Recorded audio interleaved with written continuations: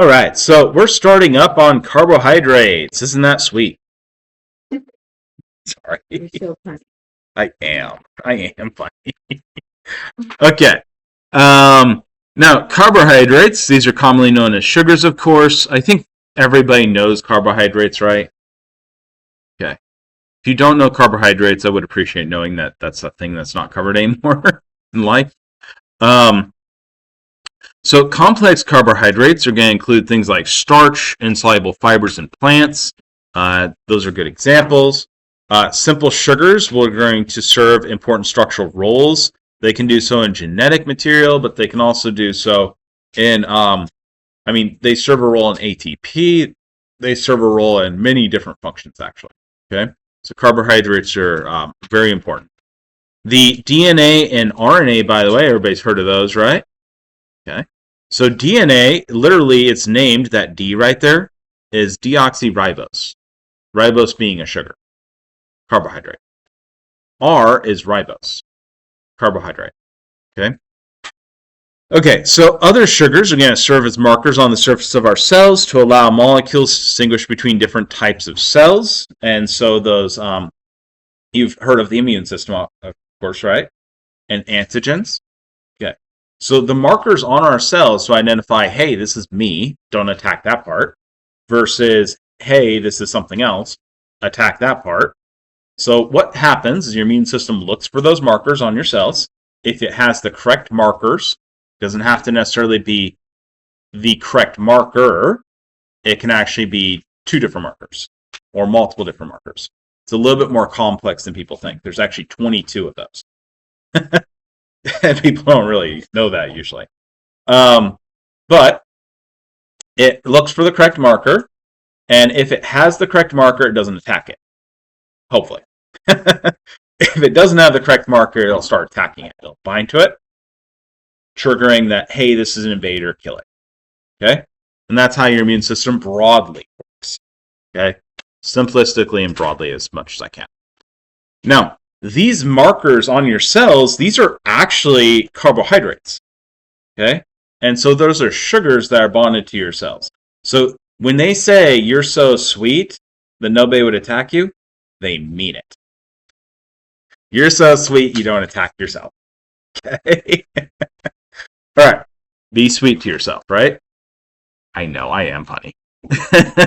Okay, so again, these are going to play very important roles in diseases like diabetes, lactose intolerance. Those are both diseases that you don't handle carbohydrates properly. The simplest carbohydrates are going to be called monosaccharides, mono meaning one, and saccharis actually was the Greek word, early Greek word for sugar. Okay? And so literally meaning one sugar. Monosaccharide. These are going to be often sweet-tasting sugars. They cannot be broken down into smaller carbohydrates typically.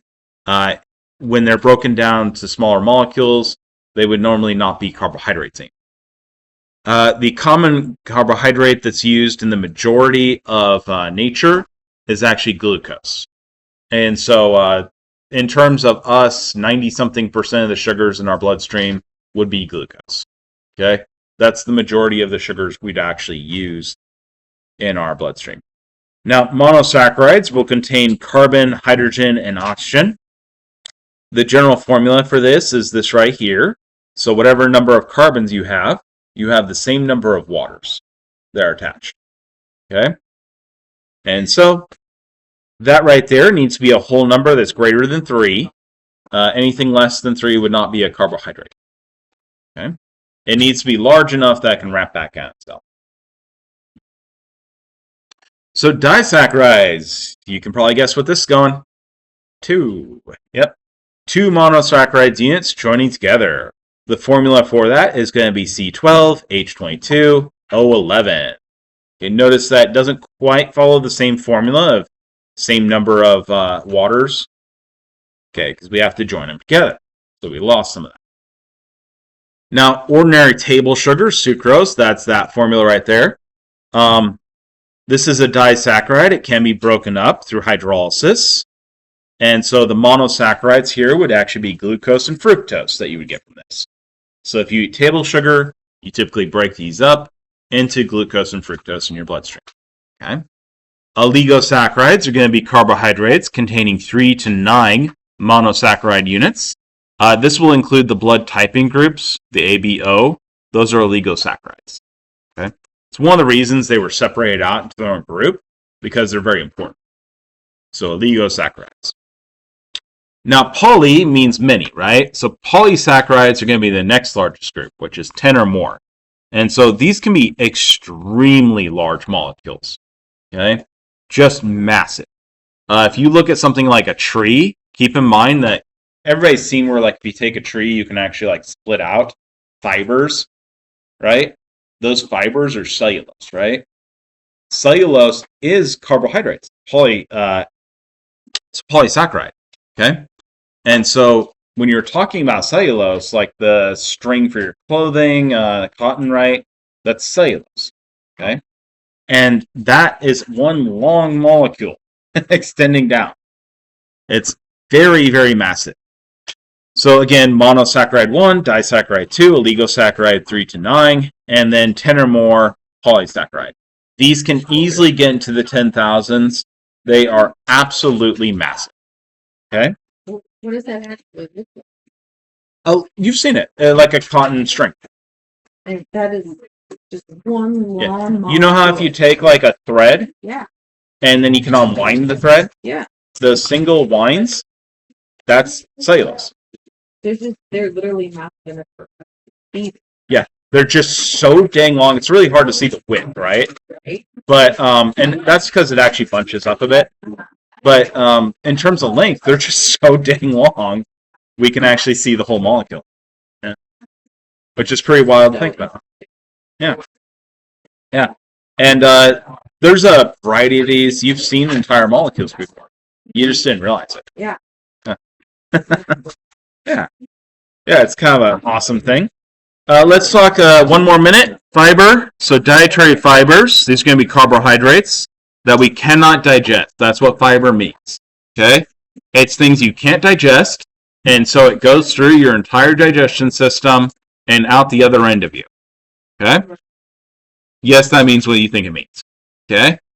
And so soluble fibers are just going to be fibers that can mix with water. They're going to form a gel-like substance. Has anybody ever taken fiber drink or mixed it for somebody and left it for a bit? It makes like this jelly-like stuff, right? It's liquidy, but it's still jelly. And so those are soluble fibers. I'll pick up here next time. You all have a good day. I'll see you next time. Don't forget labs. You get to use your modeling kits today. You come to the lab, we take the quiz together, and you use the modeling kit to complete it. Okay. Because like I believe That's okay. You can complete the lab pretty quickly. Oh yeah. Yeah. If you kept up with the studies, it's pretty big. Do like exam. Mm-hmm. Get myself ready for that.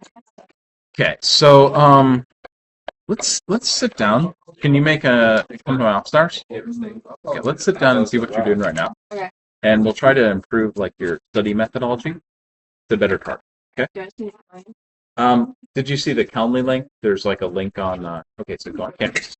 That landing page. There's a little link there that make an appointment with Dr. Paul.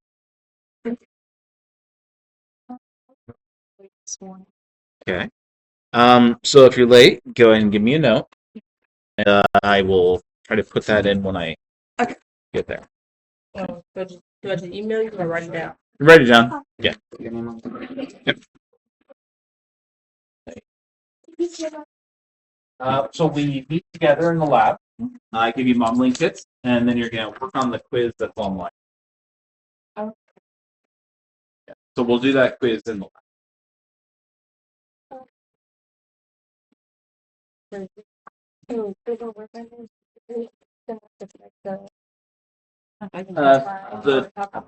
So go ahead and complete them, and then when you've got them complete, go, hey, Dr. Clausen, remember I was after surgery, if you're with those comments.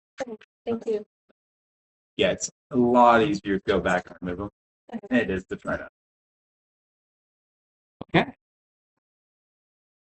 Thank you very much. Thank you. You have a wonderful time until you come and see me again. Our life.